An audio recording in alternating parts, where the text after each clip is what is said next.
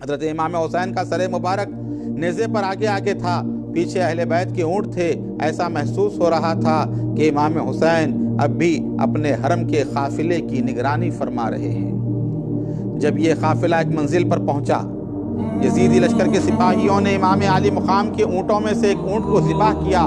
جب کھانے کے لیے بیٹھے تو تمام گوشت خون بن گیا اور اس میں سے آگ نکلی، اس کو پھینک دیا اور خرمے کا شیرہ پی کر رات گزاری، پھر روانہ ہوئے۔ راستے میں دوسری منزل پر اہل کتاب کا ایک دائر گرجا آیا، چرچ آیا وہاں پر۔ دوسری منزل پر جب یہ لوگ پہنچے، یہ لوگ رات گزارنے کے لیے وہاں ٹھہر گئے۔ علامہ ابن کثیر کی روایت کے مطابق وہ شراب پینے لگے۔ سراہ شہداء سے خون برابر جاری تھا کہ اچانک دیوار کلیسا شق ہوئی، گرجا گھر کی دیوار پھٹ جاتی ہے اور ایک ہاتھ نکلتا ہے جس میں لوہے کا قلم تھا۔ اس ہاتھ نے اس قلم کو خون شہداء میں ترک کر کے دیوار کے اوپر یہ شعر لکھا: اترجو امتن قتلتا حسینہ شفاعتی جدہ یوم الحساب۔ کیا وہ گروہ بھی یہ امید رکھتا ہے جس نے حسین کو شہید کیا کہ قیامت کے دن ان کے جد امجد اس گروہ کی شفاعت کریں گے؟ کیا انہیں امید ہے اس بات کی کہ قیامت کے دن ان کے جد اعلیٰ شفاعت کریں گے ان لوگوں کی جنہوں نے حسین کو قتل کیا ہے، قاتلان حسین کی؟ بعض روایتوں میں یہ ہے کہ یہ شعر پہلے سے دیوار پر لکھا ہوا تھا۔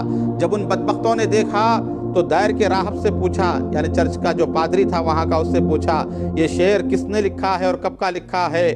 تو راہب نے کہا یہ شعر تمہارے نبی کے مبعوث ہونے سے 500 سال پہلے کا لکھا ہوا ہے، یعنی پہلے ہی سے جو اس شعر کو لکھ دیا گیا تھا وہاں پر۔ گرجا گھر کے پادری نے قافلے میں جب شہیدوں کے سروں کو نیزوں پر اور چند بیبیوں اور بچوں کو بحالت اسیری و مظلومیت دیکھا تو اس کے دل پر بہت اثر ہوا۔ اس نے حالات دریافت کیے۔ جب اس کو سب کچھ معلوم ہوا تو وہ سخت حیران ہو کر بولا، تم بہت برے لوگ ہو، کیا کوئی اپنے نبی کی اولاد کے ساتھ بھی ایسا سلوک کر سکتا ہے جیسے تم لوگوں نے کیا؟ تو اندازہ لگائیں یزیدیوں کی بدبختی کا کہ ایک عیسائی ہے، عیسائی یہ کہہ رہا ہے کہ تم برے لوگ ہو۔ اب جس یزید کی پیروی کرنے والے، اس کی تائید کرنے والے، اس کے ساتھ دینے والے روئے زمین کے وہ بدترین لوگ ہوں کہ عیسائی کافر بھی جن کی مذمت کرتا ہے اور کہتا ہے کہ تم بہت برے لوگ ہو، تب اندازہ لگائیں کہ ان کی شقاوتوں کا عالم کیا ہوگا۔ پھر اس راہب نے اس گروہ اشقیاء سے کہا کہ ایک رات کے لیے تم اپنے نبی کے نواسے کا سر میرے پاس رہنے دو اور ان بیبیوں کی خدمت کا موقع مجھے دو تو میں تم کو 10,000 دینار دیتا ہوں۔ اور راہب نے جب دیکھا امام علی مقام کو اور شہداء کے سروں کو تو 10,000 دینار اس نے دینے کا وعدہ کیا کہ ایک رات کے لیے یہ سر مجھے دے دو اور یہ بیبیاں جتنی آئی ہوئی ہیں یہاں پر ان کی خدمت میں کروں گا، کیونکہ وہ تو دنیا کے بندے تھے، درہم و دینار کے بندے تھے۔ تو انہوں نے رضامندی کا اظہار کیا۔ چنانچہ وہ اپنی خدمات پیش کرتے ہوئے کہا کہ تمہیں کسی بھی چیز کی ضرورت ہو مجھے بتاؤ، اگرچہ کہ میں مسلمان نہیں ہوں۔ وہ قافلے کی فیضانیوں سے کہتا ہے کہ جو تمہیں چاہیے، جس چیز کی ضرورت ہو مجھے بتا دیں آپ، اگرچہ میں مسلمان نہیں ہوں لیکن میرے دل میں تمہارے خاندان کی بڑی عزت ہے۔ اب اندازہ لگائیں کہ اہل بیت کا مقام و مرتبہ، اگرچہ کہ وہ مسلمان نہیں تھا، کافر تھا یا عیسائی تھا، تو اس کے باوجود بھی کہہ رہا ہے کہ میں تمہارے خاندان کی بڑی عزت کرتا ہوں۔ اور افسوس اور تعجب ان لوگوں پر جو کلمہ پڑھنے کے بعد بھی اہل بیت کی عزت نہیں کرتے، ان کی عظمت کو نہیں جانتے، ان کی تعظیم نہیں کرتے۔ تو کئی ایسے لوگ بھی ہیں جو غیر مسلم ہونے کے باوجود بھی اہل بیت اطہار سے اپنی بے پناہ عقیدت و محبت کا جو ہے انہوں نے اظہار کیا اور جو ہے ان کی بارگاہ میں خراج عقیدت کو جو ہے پیش کیا۔ پنڈت گوپی ناتھ امن کہتا ہے، گوجام شہادت کا پیے جاتا ہے، گوجام شہادت کا پیے جاتا ہے، دنیا کو وہ پر نور کیے جاتا ہے، اے امن چراغ خاندان نبوی گل ہو کے بھی روشنی دیے جاتا ہے۔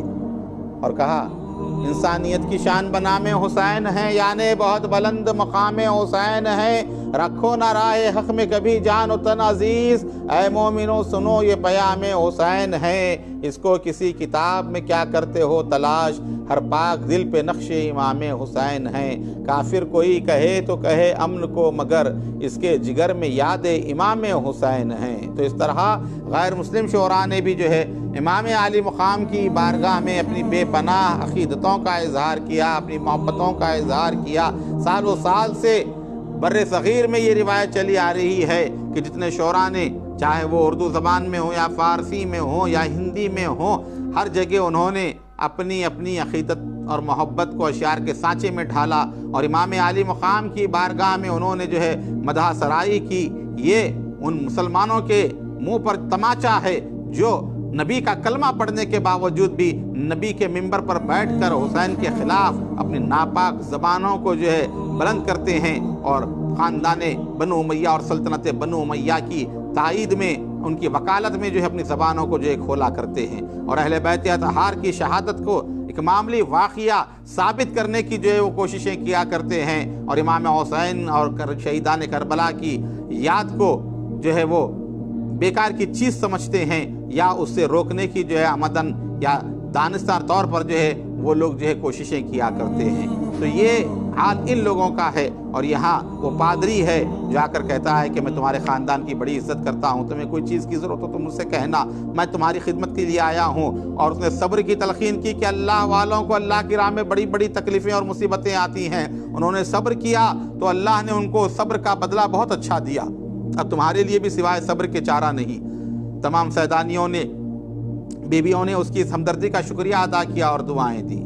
راہب نے رقم ادا کرنے کے بعد جب امام علی مقام حسین علیہ السلام کے سر انور کو لیا اور خاص کمرے میں جا کر سر اقدس، چہرہ مبارک اور زلف مقدس اور داڑھی کے بالوں پر جو غبار اور خون جمع ہوا تھا اس کو دھو کر صاف کیا، اور عطر کافور لگا کر معطر کیا، اور صندل کی چوکی پر مخملی غلاف چڑھا کر مشک و عنبر سے معطر کر کے عود کافور بخور روشن کر کے سر اقدس کو چوکی پر رکھا، اور ہاتھ باندھ کر بڑے ادب و تعظیم کے ساتھ اپنے سامنے رکھ کر زیارت کرنے لگا۔ اس طرح اہتمام اس نے کیا جیسے ہم آثار مبارک کے لیے اہتمام کرتے ہیں خاص طور پر، تو وہ اسی اہتمام کے ساتھ اس نے امام علی مقام کے سر مبارک کو چوکی پر رکھا، اور اس کو جو ہے عطر اور کافور اور بخور سے جو ہے یہ کیا، اور تمام رات سامنے کھڑا رہا۔ اس کی تعظیم و تکریم اور اس کے حسن سلوک کی وجہ سے اللہ اس سے راضی ہو گیا، اور اس نے اس پر اپنی رحمتوں کے دروازے کھول دیے۔ رب نے اپنی رحمتوں کے دروازے کھول دیے اس شخص کے اوپر، راہب کے اوپر۔ اس پر گریہ طاری ہوئی، اس کی آنکھوں سے پردے اڑ گئے۔ اس نے کیا دیکھا؟ سر انور سے لے کر آسمان تک نور ہی نور تھا۔ جب اس نے نور سر انور کی کرامت دیکھی اور ہمارا تجلیت کا مشاہدہ کیا، بے ساختہ اس کی زبان پر جاری ہوا اشہد ان لا الہ الا اللہ و اشہد ان محمد عبدہ و رسولہ۔ چونکہ اس نے دنیا کی دولت قربان کی تھی، اللہ نے اس کو ایمان کی دولت عطا فرمائی۔ اب دیکھیے یہاں پر راوی کیا بیان کرتا ہے، جس نے دنیا کی دولت ان کے اوپر قربان کر دی تو اللہ نے ایمان کی اتنی بڑی دولت جو ہے اس کو عطا کی۔ اور یہ یزیدی ہیں جو دنیا کی دولت کی خاطر ایمان کی دولت سے محروم ہو گئے، اور دین است حسین شان رکھنے والے کو انہوں نے شہید کر دیا۔ یہ سعادت بزور بازو نیست، تانا بخشت خدائے بخشندہ۔ اس نے سر انور کا ادب کیا تھا، اور ادب کرنے والے بدنصیب و بے ایمان نہیں رہ سکتے۔ جو ادب والے ہیں وہ کبھی بدنصیب نہیں ہو سکتے، بے ایمان نہیں ہو سکتے۔ اللہ نے اس کو با ادب، با نصیب اور با ایمان بنا دیا۔ اس نے رسول زادیوں کی دعائیں حاصل کی تھیں، وہ دعائیں رنگ لائیں اور اس کی تقدیر بدل گئی۔ چنانچہ اس نے گرجا گھر کو ہمیشہ ہمیشہ کے لیے چھوڑ دیا، اور سچے دل سے اہل بیت اطہار کا مطیع و خادم بن گیا۔ دیکھیے سعادت مندی یہ ہے جو ان کی خدمت کرتا ہے، اور جو ان سے محبت رکھتا ہے، اللہ تعالیٰ اس طرح اس کو